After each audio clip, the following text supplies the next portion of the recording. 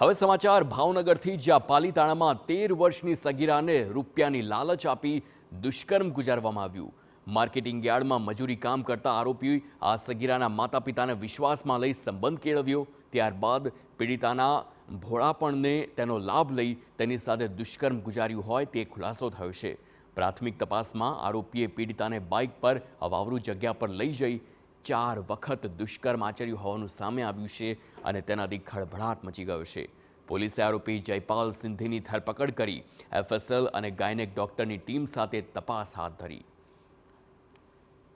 ગત 15/11/2024ના રોજ આરોપી દીકરીનો ઘેટી ગામેથી પીછો કરતો હતો અને ત્યારબાદ એને કીધું કે હું તમને ઘરે મૂકી જાઉં એમ કરી અને બાઇક પર બેસાડી અને પાલીતાણાથી ભાવનગર રોડ ઉપર જતા મેલડી માતાના મંદિરની નજીકમાં આવેલ જગ્યા ઉપર તેની સાથે શારીરિક સંબંધ બાંધેલો હતો અને ત્યારબાદ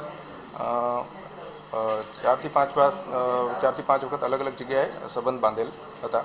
સદર બનાવની ગંભીરતાને ધ્યાને લઈ અને પાલીતાણામાં ગુનો દાખલ કરી આગળની તપાસ હાથ ધરવામાં આવેલ છે।